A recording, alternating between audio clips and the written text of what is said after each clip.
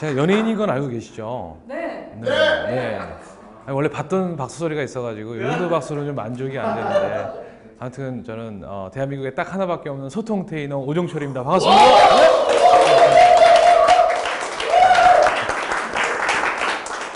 솔직하게 답변해 주셨으면 좋겠어요. 제가 연예인이라는 사실을 처음 아신 분 손 한 번만 들어주세요. 네네. 괜찮아요. 여기만 지금 용기 있게 손 드신 분 한 분 계시고 들까 말까 고민하신 분까지 합쳐서 두 분이 계세요. 지금 이 자리에 한 10분 정도 계시는데 그 중에 두 분이 저를 처음 보신다는 거죠. 그만큼 대한민국에 아직도 TV가 보급되지 않은 아주 안타까운 가정이 아직도 많이 있다라는 거 이해가 됩니다. 아무튼 저는 19년째 방송 쉬지 않고 열심히 잘 끈질기게 하고 있어요.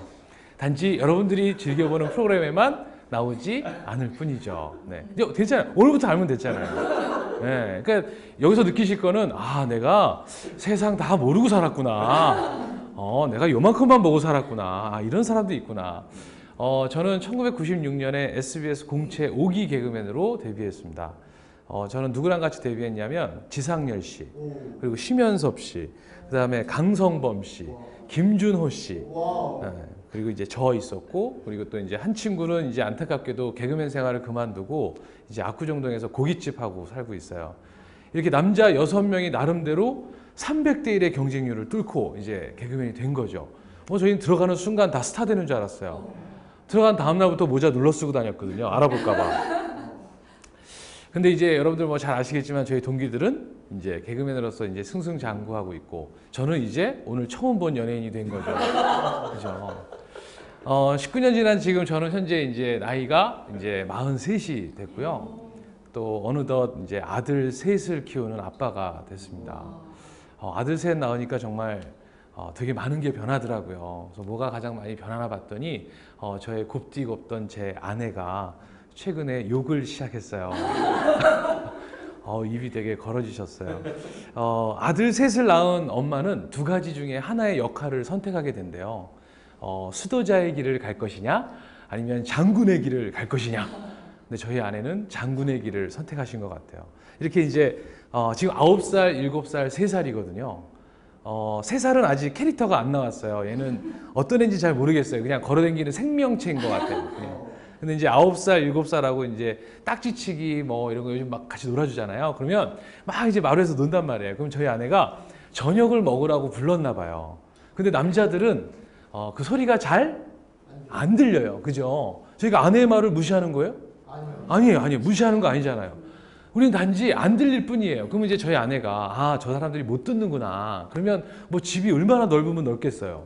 그냥 부엌에서 마루까지 한 3걸음이면 나오잖아요. 그럼 이제 친절하게 나오셔서 이제 팽이나 이런 거 하고 있으면 누가 이기는지 좀 같이 좀 지켜봐주고 그러다가 이제 그게 다 정리가 되면 우리 가족 저녁 먹을까요? 뭐 이러면 왜 가족의 어떤 화목한 모습을 이렇게 만들어 주실 수 있잖아요. 근데 그렇게 안 하시고 그냥 부엌에서 부르다 화가 나시니까 이제 욕을 하시는 거예요. 이놈의 새끼들 밥 처먹으라고! 이렇게. 그럼 이제 저희 두 아들은 분위기가 이제 장난 아니구나. 벌떡 일어나서 뛰어가거든요. 근데 저는 아직도 의문인 게 이 새끼들 안에 제가 포함이 되는 건지 안 되는 건지. 어딜 가니까 저보고 하는 소리니까 네가 제일 먼저 뛰어야 된다고 얘기하시는 분도 계시는데 아무튼 이런 것 같아요. 나이를 들어가면서 또 같은 일을 하면서 우리는 이렇게 내 역할이 뭔지가 좀 애매모호해지는 것 같아요.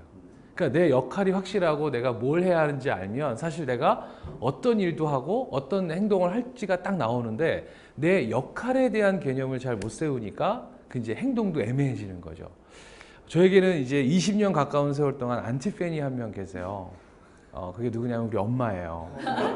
우리 엄마는 올해 이제 나이가 80이 되셨는데 제가 이제 세바시 진행자거든요. 세상을 바꾸는 시간 15분이라는 세바시 진행자인데 자꾸 세바퀴를 보시면서 왜 네가 안 나오냐? 너 혹시 또 편집되냐? 그래서 지금까지도 그러신단 말이에요. 그래서 우리 엄마가 보니까 저한테 개그맨은 무조건 예능에 나와서 아니면 코미디 프로그램에 나와서 우스갯소리로 사람들을 웃기는 직업이라고 생각을 갖고 계시니까 이제 개그 콘서트에 왜 안 나오냐? 너는 왜 예능에 안 나오냐? 이러면서 개그맨의 성공을 이제 거기에다가 딱 견주는 것 같아요. 근데 우리 엄마만의 생각은 아닌 것 같아요. 보면 여기 계신 분들도 이렇게 개그맨 만나시면 그러잖아요. 요즘 왜 개콘에 안 나오세요? 뭐 이러거든요. 근데 사실 저는 개콘에 안 나오는 게 아니라 못 나오는 거죠. 그죠? 그게 아무나 나올 수 있는 데가 아니에요. 그리고 저하고는 맞는 무대가 사실은 아니거든요. 벌써 19년, 20년 된 사람이 지금 이제 그 신인들하고 같이 또 개그를 하고 이런 시대는 아닌데 마치 개그맨 직업이라는 것의 끝 어떤 성배처럼 느껴지는 종착지는 뭐 개콘이나 예능 프로그램에 무슨 꼭 토크쇼를 해야 하는 이제 그런 게 정해져 있다 보니까 그 치열한 경쟁을 하면서 살 수밖에 없는 구조가 된 것 같아요. 그러니까 여러분 생각하시는 개그 콘서트에 지금 한 몇 명 나오나 한번 생각해 보세요. 한 40명도 안 나오거든요. 근데 개그맨은 저처럼 공채 시험에 합격한 사람만 1,500명이 넘습니다.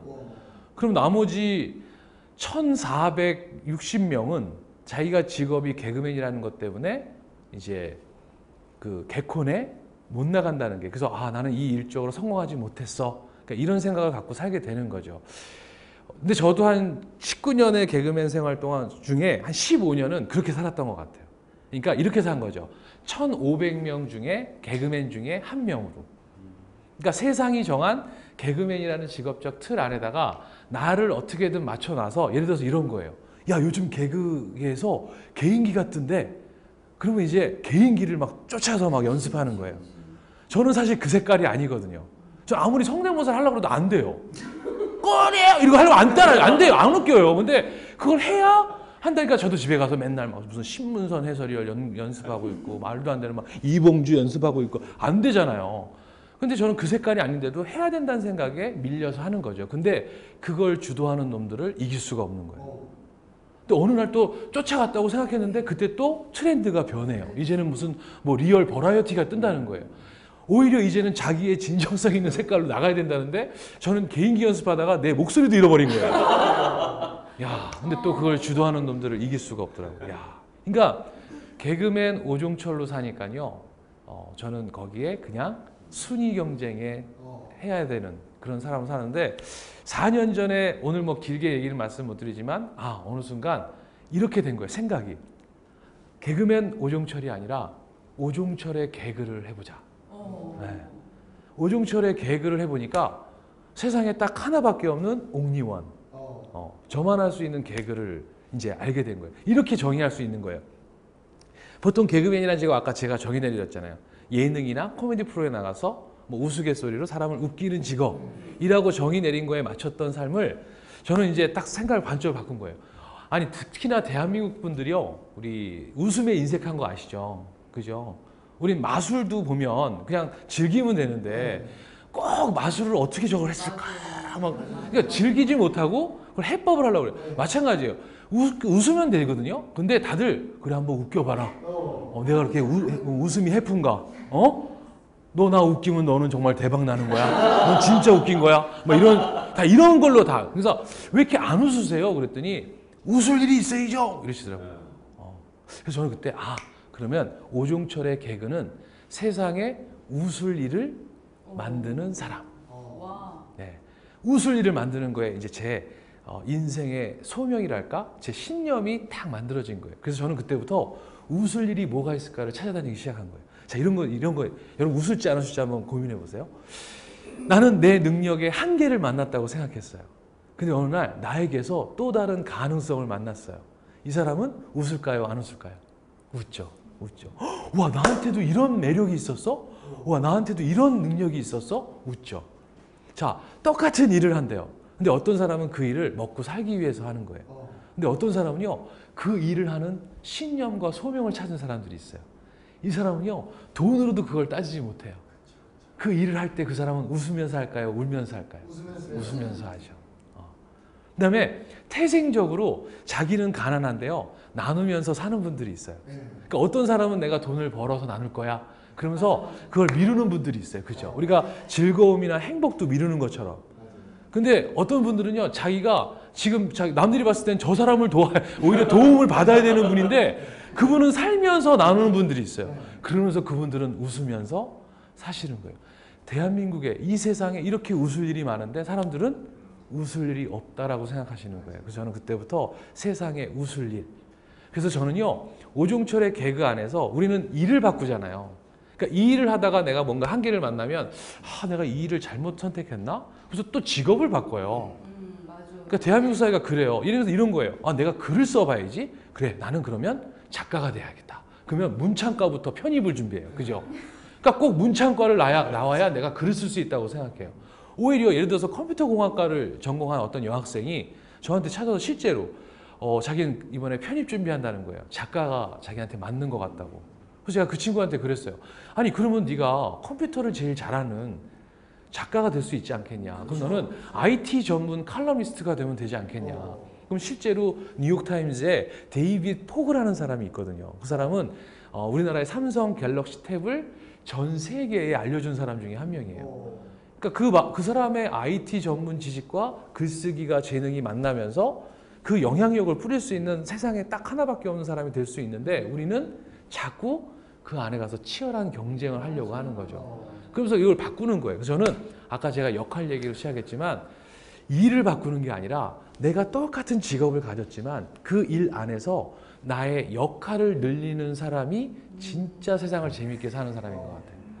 그러니까 저는 오종철의 개그맨을 하지만 저는 자꾸 어디 가서 저를 소개할 때 제가 이제 오종철의 개그에다가 제 브랜드를 붙인 거거든요. 제 일과 소통했다고. 제 일과 소통한 소통 테이너거든요. 그래서 저는 제가 쓸 수 있는 상표권 출원까지 다 맞췄어요. 소통 테이너 쓰시면 안 돼요. 제가 고소할 거예요. 고소할 거예요. 그러니까 저는 지금 이제 소통 테이너로서 저만의, 그러니까 내 이름 석자도 내가 지어주지 못했지만 내가 일을 하는 내 신념에다가 내가 이름을 지어준 거죠. 그래서 저는 오종철의 개그 안에서 어떤 역할을 찾았냐면 지금 현재 세바시 진행자로 방송을 하고 있어요. 두 번째 역할, 저는 제 이름으로 건 토크쇼를 그냥 하고 있어요.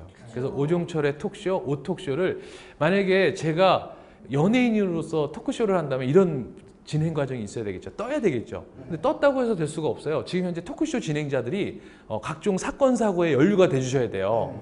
뭐 프로포폴을 맞아주셨다거나 음주운전을 하셨다고 해서 그 자리가 비워야 제가 갈 수 있는 거죠. 저는 얼마 전에 그 친구 들어가고 나서 저는 최근에 제가 앞뒤가 똑같은 번호 제가 그 광고 모델 할 뻔했어요. 하는 줄 알았어요. 이수근 씨. 근데 아니 그런 일은 일어나지 않더라고요. 근데 저는 제가 그냥 오종철의 톡쇼, 그래서 우리 이영석 대표하고 꼴통쇼라는 것도 하고 있고, 저는 소아암 가발 만드는 모나콘 콘서트도 하고 있고, 또 저는 리액션을 가르쳐드리는 리액터스 쇼라는 것도 하고 있고, 그러니까 오종철의 개그를 할 수 있는 저의 테마에 맞는 쇼의 기획자이자 연출자, 그러면 당연히 진행자를 누굴 쓰겠어요? 저를 쓰요. 그러니까 저희가 저를 섭외하는 거예요. 그러니까 저는 이제 누구에게서 제가 캐스팅 당하지 않아도 되는, 그리고 저는 지금 또 이렇게 강사의 역할을 찾았잖아요. 저 요즘 진짜 소원이 뭔지 아세요? 저 요즘 나름대로 강의 되게 많이 해요. 하루에 4시간 이상 푹 자보는 게 소원이에요. 괜찮아요. 저 개그맨 오종철일 때 40시간씩 잤어요. 그때 다 자나서 괜찮아요. 또 강사 역할을 찾았고, 또 우리 여행 기획도 우리가 같이 하면서 여행 기획자로서의 삶, 저는 책도 썼어요. 3권을 썼습니다만 베스트셀러는 아니지만 적자의 역할도 찾은 거죠. 그러니까 저는 제가 아는 오종철의 개그 안에서 역할을 찾은 것 같아요. 저의 신념으로 비롯되는 저의 일을 시작하니까요, 주인처럼 일을 하게 되더라고요. 그러고 나니까 웃을 수 있고 돈으로 따질 수 없는, 그러니까 저는 지금도 현재 그냥 하던 대로 하면 어느 날 세상이 변하더라고요. 저희가 저에게 대가를 지불해 주는 게 아니라 저는 그냥 하던 대로 했고 즐겼더니 세상이 변해서 저한테 대가를 주더라는 거죠. 그래서 오늘처럼 이런 자리에도 초대를 해주신 것 같아요. 그래서 앞으로 여러분들의 일을 바꾸시지 말고요, 여러분들이 하고 계시는 그 순간순간에 내가 어떤 역할을 하고 있는지, 그래서 일과 삶이 분리되는 게 아니라, 보면 우리는 일하는 시간과 퇴근 이후에 자기 시간을 분리하잖아요. 그만큼 불행한 건 없는 것 같아요. 사실 9시간, 일하는 시간, 그 일터에서의 시간도 우리는 얼마든지 잘만 쪼갠다면 나를 위한 시간을 만들 수 있다는 거 저는 명심하고요. 자, 순간순간 여러분들하고의 역할과 소통하는 멋진 여러분들이 되셨으면 좋겠습니다. 고맙습니다. 감사합니다.